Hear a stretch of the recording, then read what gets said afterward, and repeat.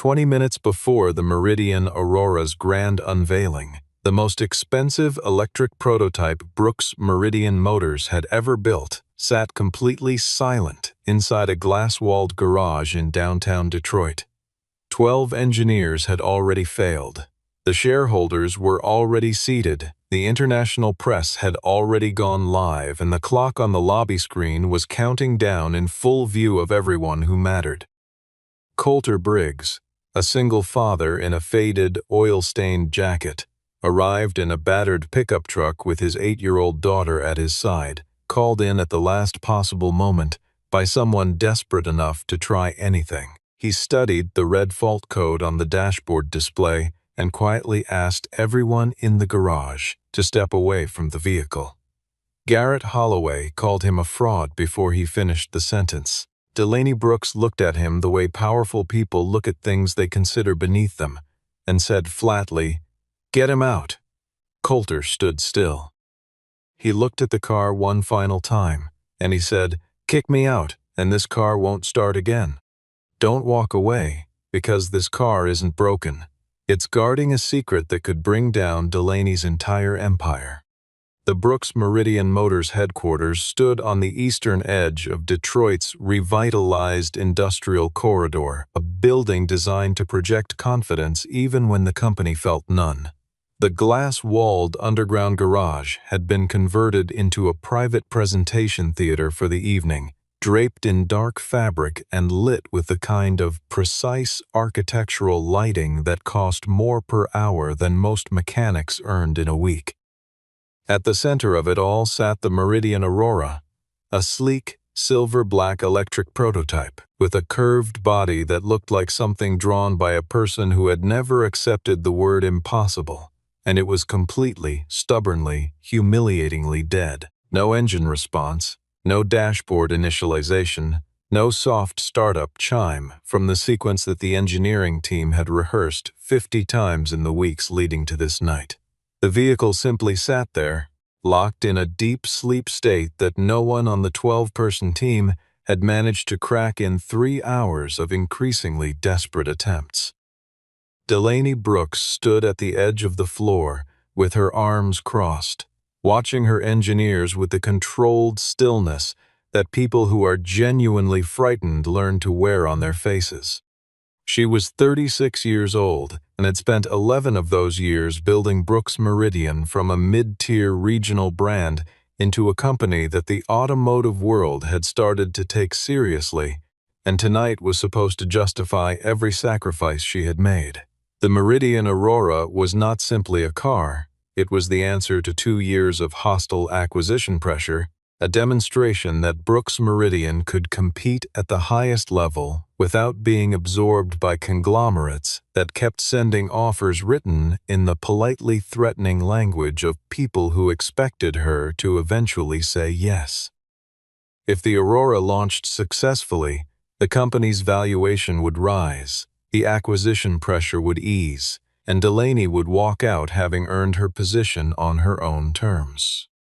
If the car stayed silent, Garrett Holloway would have precisely the ammunition he needed to go to the board and argue that she had lost control of her most important project.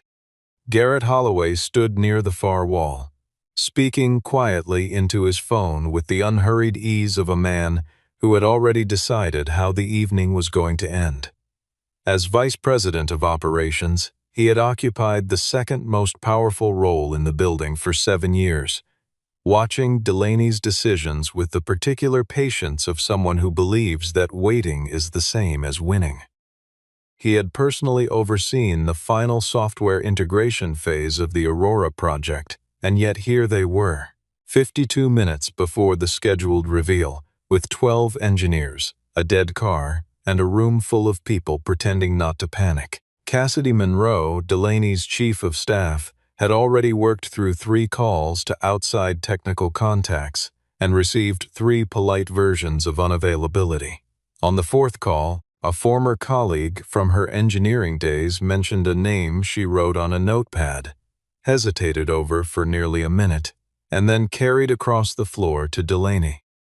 Delaney looked at the name, looked at the motionless prototype, and agreed to the call with the expression of someone choosing between two bad options.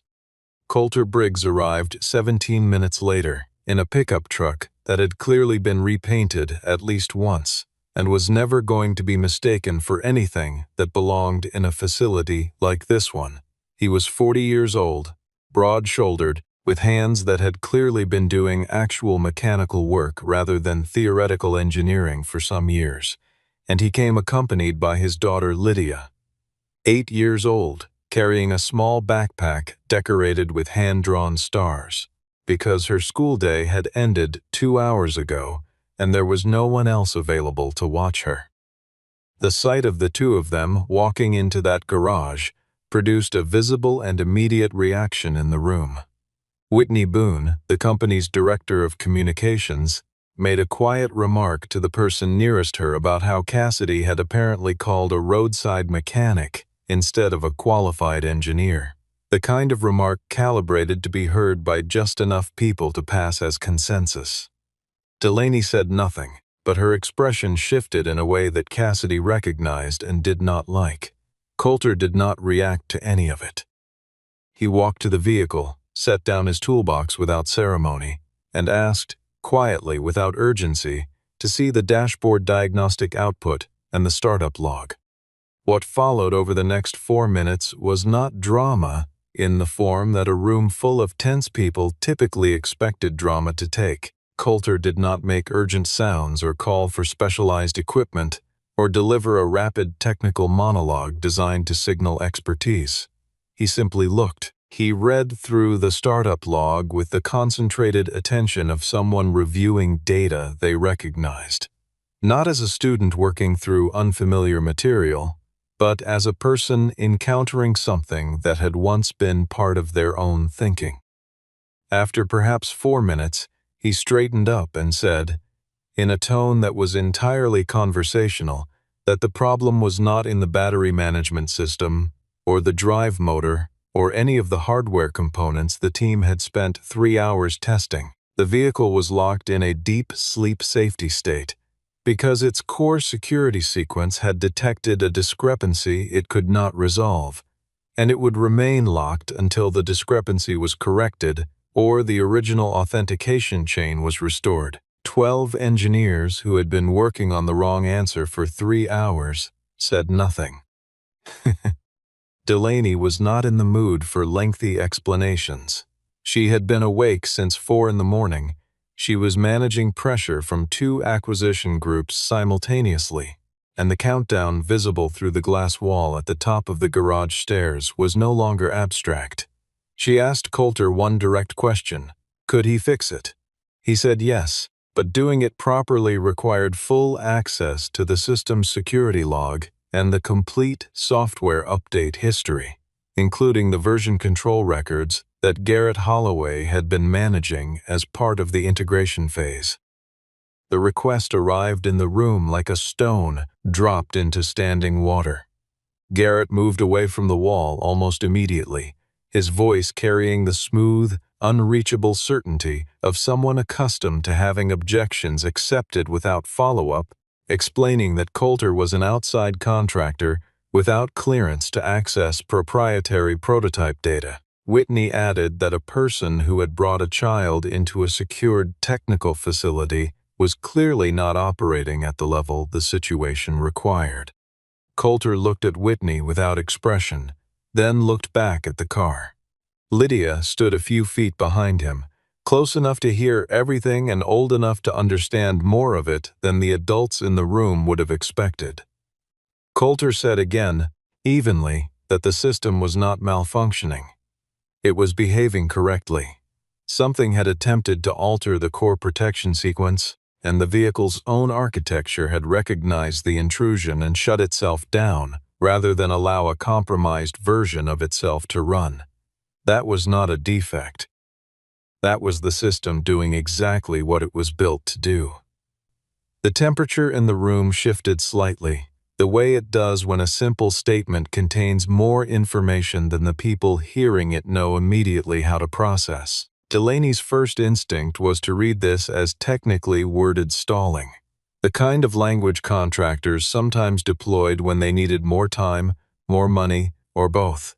She turned to her lead engineer and asked for his assessment. He said, choosing his words carefully, that he couldn't rule out what the outside technician was describing. Delaney told her team to keep working. She told Coulter his services were no longer required. He began gathering his tools without argument, moving with the unhurried efficiency of someone who had long stopped being surprised by decisions like this one. Lydia watched the faces of the people in the room with the attentiveness of a child who has learned to measure a situation by how adults move rather than what they say. Coulter lifted his toolbox and picked up his jacket from the edge of the workbench. He was within a few steps of the door when he stopped, turned back, and looked at Delaney Brooks with the expression of someone delivering a fact. What he said would be repeated in various forms in every account of that evening for years afterward. "Kick me out," he said, "and this car won't start again." The garage went quiet for a beat that lasted slightly longer than it should have. Delaney's jaw tightened. She told him he did not get to use her vehicle as a bargaining chip. He said, without raising his voice, that he was not threatening her, he was warning her. She had already stopped listening. She told security to escort him from the premises. Coulter took Lydia's hand and walked out without looking back. The garage was quieter after Coulter left, but not calmer. The lead engineer ran through the emergency restart protocol with the thoroughness of someone fully expecting it to succeed and deeply unsettled when it didn't. Every command the team entered prompted the same sequence. The system registered the input, began the initialization chain, and then locked down further than before, as though repeated unauthorized attempts were being logged and interpreted as escalating intrusion. The dashboard displayed a single line of red text that none of the engineers had encountered in any training, simulation, or prior diagnostic session. Unauthorized core sequence. The message required no elaboration. It offered none. Garrett Holloway watched this unfold from his position near the wall with the composed neutrality of a man who had known the demonstration would fail before anyone else suspected it. He had overseen the final software update 3 nights before the launch, working late with a contractor whose credentials Cassidy had tried twice to verify and been told both times that access had been pre-authorized at the operations level. He had pushed the integration timeline faster than the engineering team recommended, citing competitive pressure and the credible suggestion that arrival was close to a comparable announcement. His reasoning had sounded entirely rational. It had been designed to. Whitney Boone had her crisis communications draft ready before the engineers completed their 3rd failed attempt, framing the delay as a precautionary measure driven by Brooks Meridian's safety commitment, language that conveyed responsibility while communicating nothing accurate. Cassidy Monroe had been quietly reviewing the security footage from before Coulter's arrival. When she found what she was looking for, she went still. In the footage from 22 minutes before Coulter walked through the door, she watched his eyes track directly to the location of the core lock controller, a component behind a secondary panel not labeled on any schematic visible from that angle. He hadn't looked confused. He had looked like a person who already knew exactly what was there. That was not how a mechanic examined an unfamiliar system.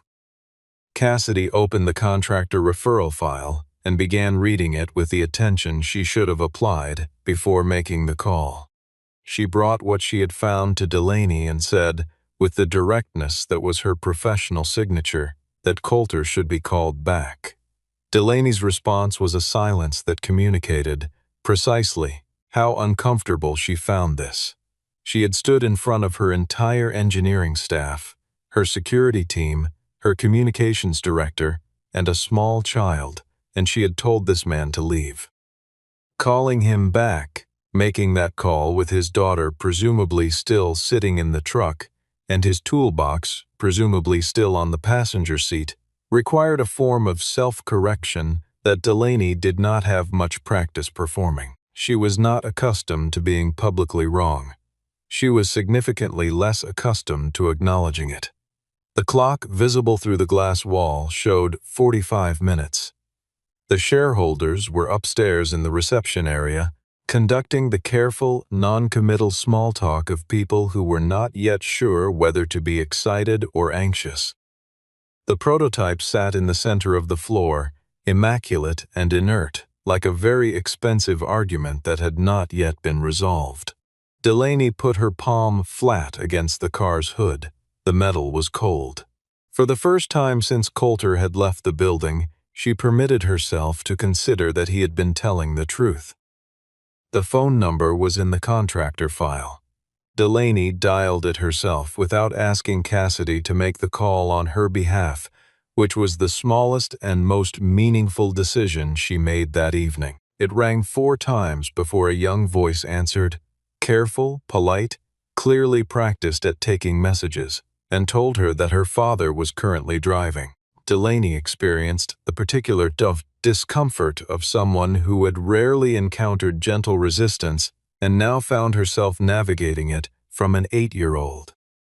She asked, in a tone that came out slightly more clipped than she intended, whether Lydia could pass the phone to her father. A moment passed. The sound through the phone suggested a vehicle slowing, and then Coulter's voice came on, unhurried, entirely unsurprised. He asked whether the car had started. There was no satisfaction in the question, which was harder to absorb than contempt would have been. Delaney said nothing for 3 seconds, which was enough to answer without words. Coulter said the system would continue to deepen its lockdown with each incorrect authentication attempt, and that by this point the team had likely triggered 4 or 5 additional security layers that would need to be resolved in the correct sequence before the vehicle responded to anything. Delaney told him, choosing her words with the precision of someone who had spent years projecting authority under pressure, that the company required his expertise and would compensate him appropriately for returning. There was a brief silence. Then Coulter said, without inflection and without cruelty, "The company didn't send me away. You did." That sentence was not a speech. It was not a demand. It was simply accurate, and its accuracy was precisely what made it land the way it did. What followed was not the kind of polished apology she had given in board meetings and press statements, constructed with precision and zero genuine discomfort. She said she had made a judgment based on appearance and assumption rather than evidence, and that she had done it in front of his daughter, and that both of those things had been wrong. The words came out in a slightly rougher order than she would have preferred.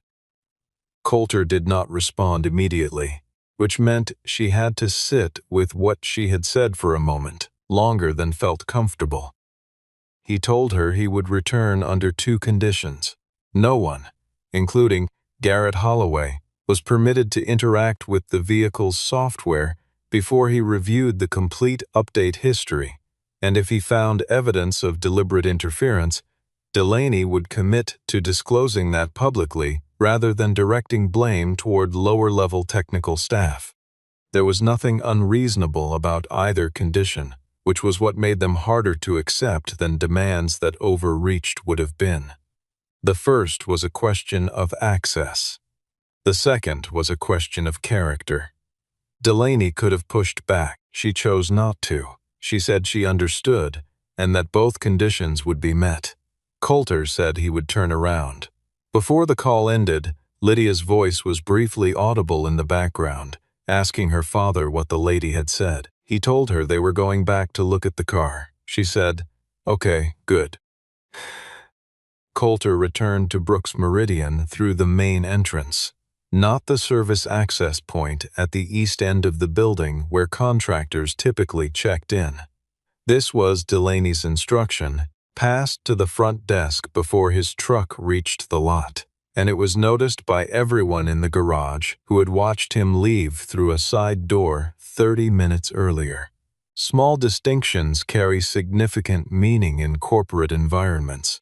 and the difference between a service entrance and a main entrance is never merely logistical. The security officer who had escorted Coulter out the first time was now positioned at the lobby door and opened it without a word. Cassidy met him at the elevator. Delaney was waiting at the top of the garage stairs. She did not extend a hand or produce a formal welcome, but she did something that cost more than either would have. She crouched to Lydia's eye level and spoke to the girl directly, saying she had behaved poorly by allowing people to say unkind things about her father where Lydia could hear them, and that she was sorry. Lydia considered this with the evaluating calm of a child who understood that an apology means more when something was required to give it. She then asked, with complete directness, whether Delaney was going to let her father actually fix the car this time. Delaney said yes. Lydia said okay, and settled into the chair Cassidy had placed near the wall, with a small cup of juice and a notebook. Coulter did not go to the engine first. He went to the data, which was what the situation actually required, and that the distinction was one the 12 engineers had missed because they had been trained to address the symptom rather than locate the origin. He asked for the software update log, the access history for the core security module, and the original architecture file from the development phase. The first two arrived quickly. The third took longer than it should have because the request had to pass through Garrett, who introduced an 8-minute delay by citing archived server retrieval, a delay that arrived with an explanation smooth enough to be rehearsed. When the file came, Coulter placed it beside the live diagnostics on the tablet and began comparing sequences with the focused patience of someone reading a document they had partially written themselves. Garrett watched from across the floor with the measured expression of a man waiting for the right moment to step in. When Coulter requested the full update log rather than the condensed version that had been sent, Garrett said, with the reasonable assurance that was his professional default, that the condensed version contained all relevant data and that retrieving the full record would consume time that did not exist. Coulter said, without looking up from the screen, that a missing timestamp range in the authentication chain was precisely the kind of gap that allowed a core override to proceed undetected, and that skipping it risked a vehicle that would start for 3 minutes on stage and then lock down permanently in front of every camera in the building, which was, he noted, considerably worse than not starting at all. Garrett did not respond immediately. Delaney told him to provide the full log. Garrett sent a version that arrived quickly enough to suggest prior preparation, but Coulter identified the authentication gap within 40 seconds of opening it. The timestamp excision was clean. It required someone with admin-level credentials and the specific knowledge of which records to remove. Cassidy watched Garrett's face throughout and observed that when Coulter named the gap, Garrett did not look surprised. He looked like someone monitoring the direction of a conversation. Coulter connected his personal diagnostic device, a unit that looked built in a workshop rather than purchased from a catalog, to the vehicle's secondary port. When the core architecture populated the screen, he went still, not with confusion, with recognition. He said, after a pause long enough to register, that he needed to tell Delaney something about where this system came from. Garrett shifted his weight. Whitney reached for her phone. Delaney told Whitney to put it away, told Garrett to stay where he was, then walked to Coulter's side and said quietly that he should go ahead. What followed was not a narrative constructed for effect. It was a factual account, delivered by someone who had been carrying it for a long time without expectation that it would ever matter to anyone but himself. Approximately 7 years earlier, Coulter and his wife Tessa had developed a core safety lock architecture for high-end electric vehicles, built around one governing principle. A vehicle that detected its own protective software had been tampered with should refuse to operate, because a car whose security layer could be remotely accessed after compromise was not a vehicle but a liability someone else controlled. They filed the foundational patent through a small firm they established together, spent 2 years building the architecture, and were in early discussions with manufacturers when Tessa's illness progressed faster than either of them had prepared for. A larger technology group eventually purchased the rights to a portion of the work through a transaction that Von Mercer had raised formal objections to at the time, objections that had been documented and then strategically ignored. Delaney listened to this without visible expression, which was not the same as listening without processing. She was placing everything Coulter said against her own knowledge of the company's acquisition history, and a specific transaction was sitting in her memory with new and unwelcome clarity. 3 years prior, Brooks Meridian had acquired a small technology firm as part of a deal structured to accelerate the Aurora's development timeline. The transaction had been recommended by Garrett and processed through operations with a speed that had, at the time, read as efficiency. Coulter's name had not appeared in any of the materials she had reviewed. She had not thought to look for it. Coulter was not using this information to make a claim in the garage. He was using it to explain the car. The safety architecture running beneath the Meridian Aurora's operating system was a version of the framework he and Tessa had built, and it was behaving in exactly the way that framework had been designed to behave. It had identified a software substitution in the core security module and locked the vehicle as an automatic protective response.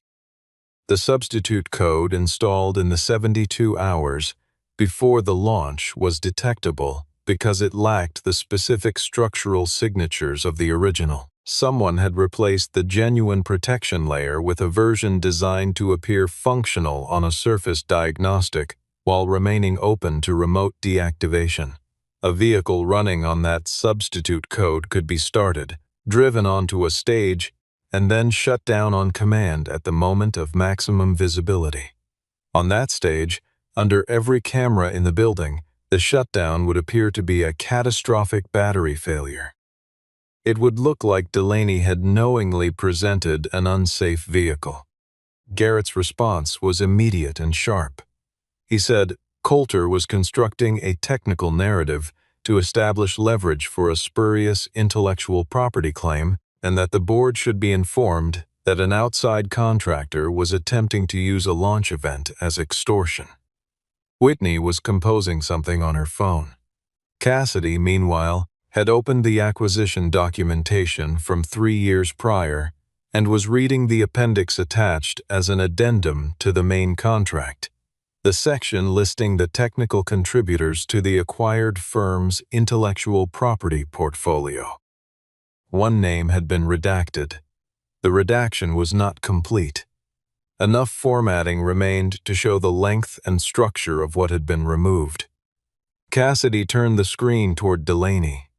The space where a name had been was visible in the document's negative space, a ghost of an absence that was itself a form of evidence. The atmosphere in the garage changed in the way that atmospheres change when something concealed becomes impossible to ignore. The countdown showed 31 minutes. 2 floors above, 340 invited guests were performing the social choreography of waiting.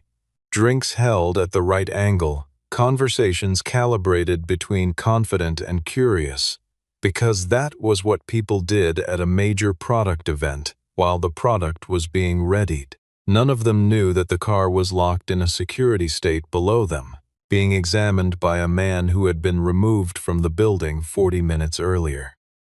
Garrett understood that as long as the clock was running, a particular kind of pressure worked in his favor without requiring him to do anything other than let it accumulate. He approached Delaney with the urgency of a man who had been rehearsing the intervention. He said the investigation could happen after the launch, that Coulter's claims could be reviewed by counsel in the weeks ahead, and that the immediate priority was getting the vehicle onto the stage before assembled investors concluded that Brooks Meridian had a crisis rather than a product. He had numbers prepared. projected stock movement, contractual obligations, reputational cost per hour of delay.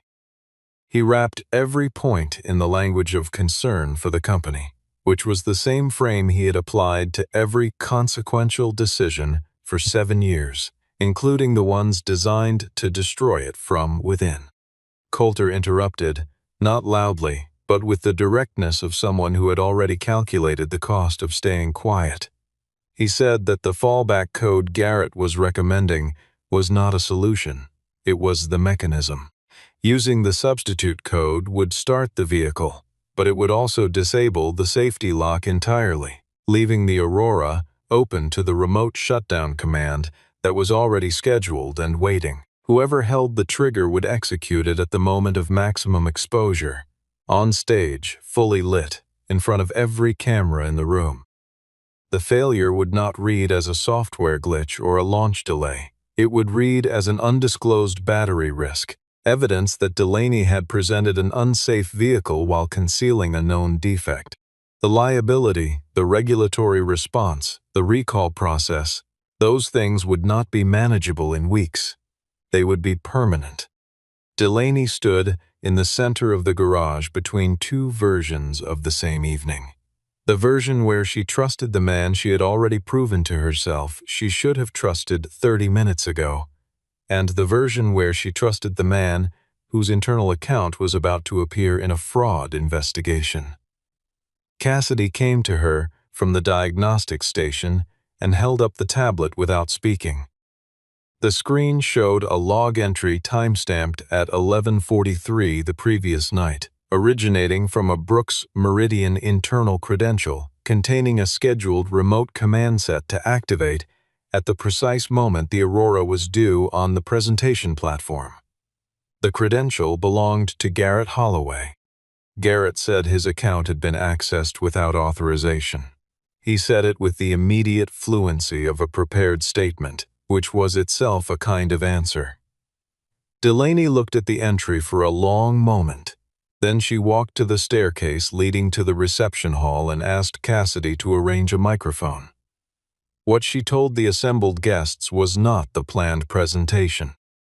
She said that Brooks Meridian was adjusting the structure of the evening, and that, rather than a standard vehicle reveal, they would be demonstrating the core safety architecture of the Meridian Aurora in its operational environment, and that an independent technical consultant would walk through the system's protective logic live, on screen, in full view of everyone present.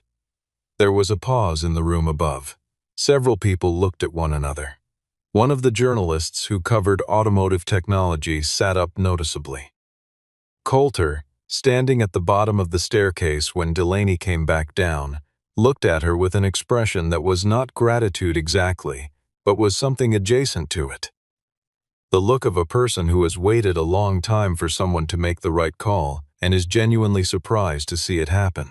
He tucked his jacket, picked up the diagnostic unit, and walked toward the stage ramp. Lydia, from her chair near the wall, said quietly, "Go on, Dad." He walked in front of 340 people in a jacket with a grease mark on the left sleeve and work boots that had not been selected for an audience. Several people registered his appearance with the involuntary social recalibration that happens when reality diverges from expectation, and a small number of them smiled the private smiles of people who expected to find this entertaining. Coulter did not look at the room the way a presenter looks at an audience. He walked to the vehicle with the same focused attention he had brought to every other moment of that evening. The attention of someone for whom the work itself was the only relevant consideration. He introduced himself without biography, his name, his role, and a single sentence about what he was going to show them. He connected the diagnostic unit to the vehicle's primary interface and fed the output to the main display at the back of the stage, which meant everything he was doing was visible to every person in the room at 12 feet high.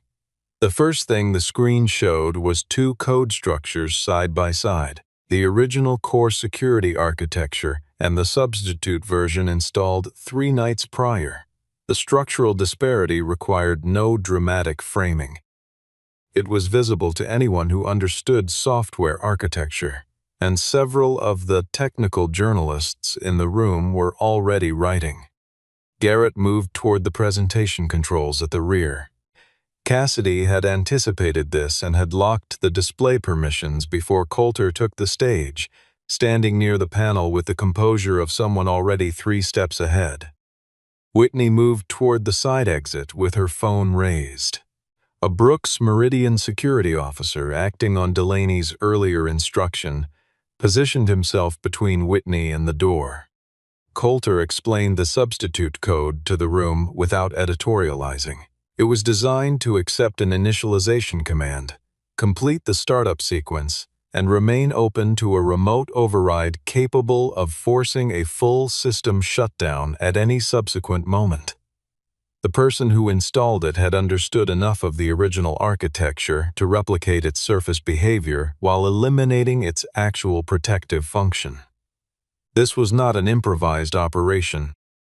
It required admin-level credentials, deep familiarity with the vehicle's technical specifications, and advanced knowledge of what the original security framework was built to prevent. He then began the restoration, working through 4 layers of the authentication chain, reversing each substituted component and reinstalling the original logic from the reference file on his device. Near the end, the process required an authentication key embedded in the system's foundational design. Not a conventional password, but a structural verification signature encoded during the original build phase. Coulter entered it from memory. The system accepted it without hesitation. The vehicle's display powered on. This time it held. The startup chime, a sound none of the engineering team had heard during the 3 hours they had spent failing, filled the garage and carried through the open stairwell to the reception hall above. Conversations upstairs stopped. The Meridian Aurora rolled forward onto the presentation platform under its own power, and the 340 people watching it arrive went quiet in a way that was different from the anticipatory silence they had been maintaining. This was the quiet of people who had just witnessed something they didn't entirely understand and were going to be thinking about for some time. Coulter did not pause for the response. He activated the vehicle's diagnostic display and brought the scheduled remote command onto the main screen in full. The 11:43 entry, the activation timestamp, and the credential attached to it. The room's silence became a different quality of silence entirely. Garrett said, from the rear of the hall, that his legal team had already been contacted and that unverified internal data displayed publicly without authorization constituted a contractual breach. He said it with the fluency of a person reading from a document they had memorized. Then Von Mercer entered through the side access with a case file and handed Delaney a document notarized that afternoon. It contained device access logs cross-referenced with credential records and remote command timestamps. The access had originated from a device registered to Garrett Holloway, not from the company network, from his personal account. Garrett did not break in the way that people who have absorbed their sense of how these moments go from fictional versions might expect. He did not raise his voice or make a panicked scene. He pivoted. He turned toward the investors and journalists with the controlled composure of someone who had spent 20 years understanding that the best defense against exposure is a counter-narrative delivered before the room consolidates its judgment. He said what they had witnessed was a staged performance by an outside contractor with a financial interest in disruption, that the intellectual property claims were unverified, and that Delaney Brooks had granted an individual with a personal grievance against the company access to a prototype, a presentation platform, and proprietary software data in front of their most important stakeholders. He made it sound like a governance failure. He made it sound like her fault. Whitney, held near the exit, managed to communicate something to a contact outside the building, and within minutes, a set of prepared materials began moving through the professional networks that covered the automotive industry. The materials had clearly been prepared before the evening began. They described a situation in which a disgruntled independent contractor had disrupted a product launch and made unsubstantiated ownership claims in an apparent bid for a financial settlement. The framing was professional and precisely targeted. It was designed to neutralize the story before Coulter's version could be independently verified. Coulter was standing at the edge of the stage when Lydia came to find him from the side entrance. She stood beside him and looked at the room, which was now divided into clusters of people in intense and anxious conversation, and she said, very quietly, that he had always told her not to let people write her name wrong.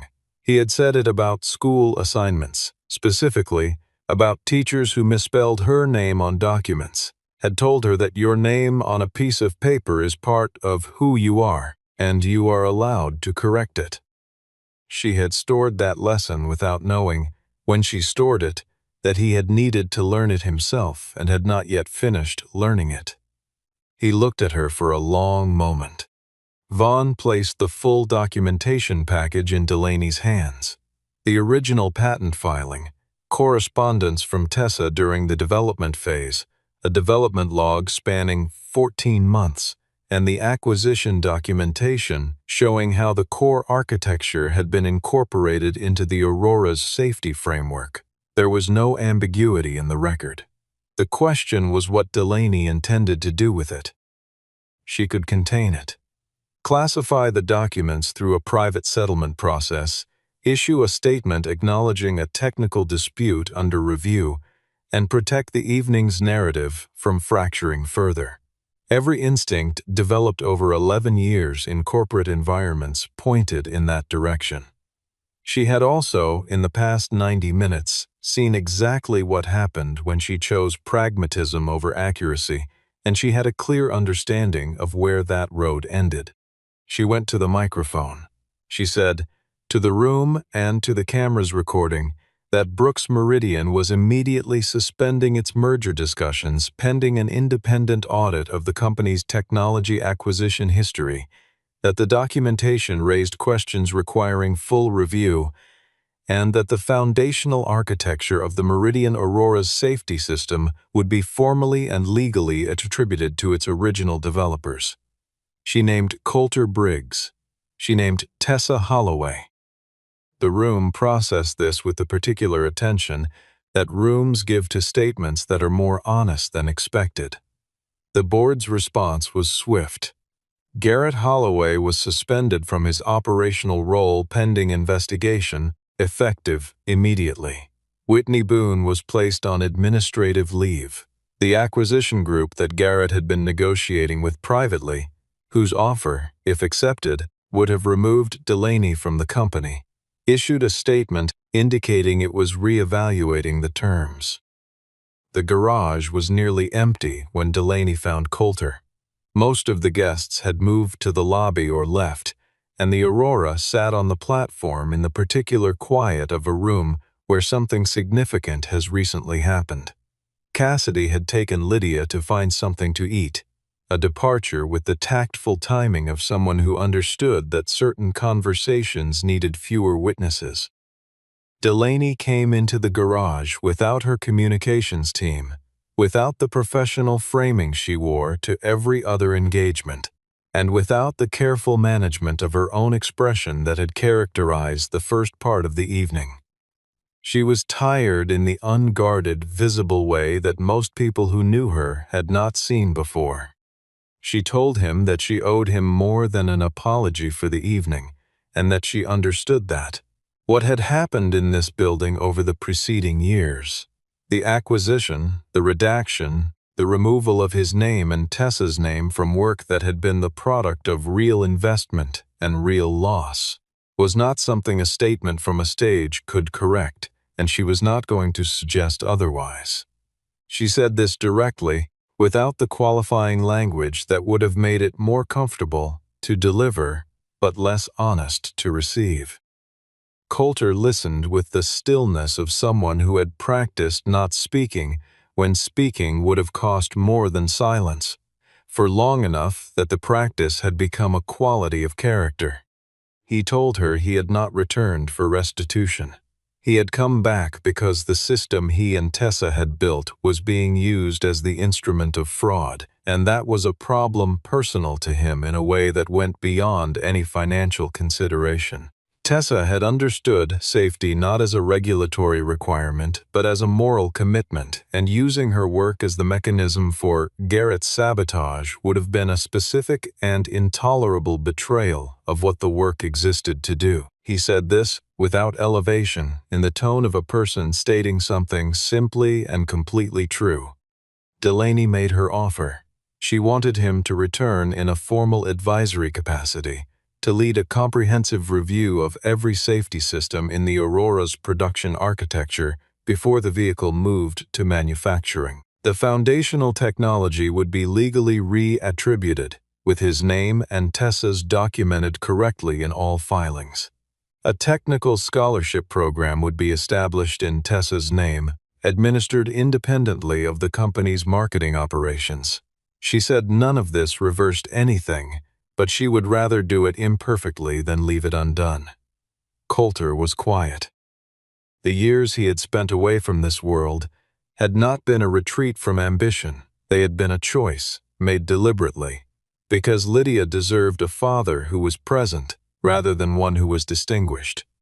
Delaney did not push. She said only that she didn't want the Meridian Aurora going into production running on a lie, and that she knew of exactly one person qualified to ensure it didn't. Coulter looked at the car. He did not say yes, but for the first time since she had met him, he did not move toward the door. The second launch event was smaller than the first by every measurable dimension. 4 weeks later, Brooks Meridian invited a significantly reduced guest list to a presentation that had been stripped of its theatrical lighting, its countdown clock, and the entire architecture of anticipated triumph. What replaced those elements was harder to engineer: actual transparency, delivered without a polished narrative beneath it. Delaney had decided, after several conversations with Cassidy and one long one with herself, that the company's most credible remaining asset was not the Aurora's design or its performance specifications. It was the story of a safety system that had refused to cooperate with deception, and that story, properly told, was worth more than a clean launch. She stood at the podium in the same garage where the first event had come apart and announced that the foundational architecture of the Meridian Aurora's core protection system was being formally designated as the Briggs-Holloway Guardian Lock, attributed to Coulter Briggs and Tessa Holloway, and that Brooks Meridian was committing to a full audit of its technology acquisition history. Several investors were openly unhappy. Transparency in acquisition records creates complications easier to manage when kept private, and said so directly. Delaney replied that a car company could not build a reputation for safety technology on a foundation that involved erasing the names of the people who created it, and that she preferred the complications. Coulter was seated in the technical section in a row with 3 of the Aurora's lead engineers and Von Mercer. He was not on the stage. He had made clear when he agreed to the advisory role that his involvement in the public dimension of the company's activities would be limited, and that he was not available for the kind of narrative positioning that communications teams tended to treat as operational necessity. When Delaney said Tessa's name from the podium, the room gave it the particular attention that rooms give to a name being restored to a record where it had been absent. Coulter did not look up from the tablet in his hand for a moment. Then he did.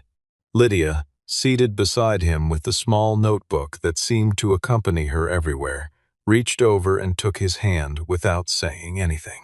She had learned, as children of quiet people sometimes do, that the most important acknowledgments don't require words. The Meridian Aurora completed its startup sequence cleanly and without hesitation, and rolled onto the platform with the easy efficiency of a machine finally operating in the conditions it was designed for.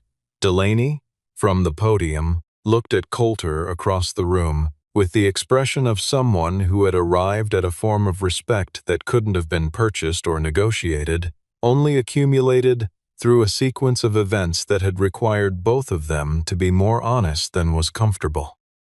Lydia turned the notebook page so her father could see what she had been drawing. A car rendered from memory, with careful attention to the hood, and underneath the hood in her deliberate, unhurried handwriting, 2 names, one belonging to her father, one belonging to her mother. 3 months after the second launch, Coulter opened a training center in a converted workshop on the northwest side of Detroit, in a neighborhood that had housed automotive labor and automotive loss in roughly equal measure across the decades. The center offered technical certification programs for single parents and young people whose paths to engineering education had been interrupted by economics rather than capacity. Brooks Meridian provided the funding through terms Coulter had negotiated with Delaney in a 40-minute conversation. Operational independence in exchange for a co-branding arrangement that placed the company's name in the documentation, but not on the sign above the door. Delaney had agreed without extended negotiation, which said more about the past 4 months than any declaration she could have made. The center filled quickly. The first cohort included a woman who had spent 12 years repairing appliances and wanted to move into electric vehicle systems, a man who had worked at a dealership for 3 years and wanted to understand at a technical level what he was selling, and a 16-year-old who had been disassembling and reassembling electronics since she was 9 and had no idea there was a professional future in that compulsion. Coulter taught the morning sessions himself, in the same direct and unhurried way he brought to every technical problem, starting from the actual question rather than the anticipated answer, never using more complexity than the subject required. Delaney came to the center twice in those first 3 months, both times without a communications team or prepared statement. She sat through a session in which Coulter was teaching diagnostic sequencing, watched him work through a problem with a student who was frustrated and close to concluding the material was beyond her, watched him redirect the conversation from the student's conclusion to the actual data in front of her, and watched the shift on the student's face when logic that had seemed impenetrable became, in a handful of minutes, legible. Delaney had run a company for 11 years and understood effective teaching in an executive, abstract way. Watching it happen in this room gave her a version that was considerably less abstract. Coulter still drove the same truck. He picked Lydia up from school when his schedule permitted, which it now did more reliably than during the years when his invisibility had been both strategy and burden. Lydia had developed a habit of asking technical questions at dinner that were becoming increasingly precise, and Coulter answered them at full length because she was 8 going on 12 when it came to information she actually wanted. On the afternoon the Aurora completed its final pre-production verification, Delaney came to the garage where Coulter was running the last diagnostic pass. The same garage, with its glass walls and architectural lighting, built to impress and eventually used for something more important. She walked to where he was standing and said that on the first evening she had believed removing a variable was the same as resolving a problem. Coulter said that made sense, because that was often what control looked like from the inside. She said she had thought about that sentence often in the past 4 months. He put his hand flat on the hood of the Meridian Aurora, the same hood she had touched that first night, when the metal was cold and the car was dead and the countdown clock was the only thing in the room still moving. The metal was warm now. The startup sequence ran cleanly and without hesitation. the same sequence it had produced every time since the original code had been restored, because the system had been built for exactly this. The right foundations in place, no one asking it to run on something false. Lydia sat nearby, filling in the sketch she had made weeks earlier, adding color to the two names written below the hood in her careful, unhurried hand. Coulter looked at the car. The car that had refused to start until the truth was restored was now, without apology, exactly what it had always been built to be.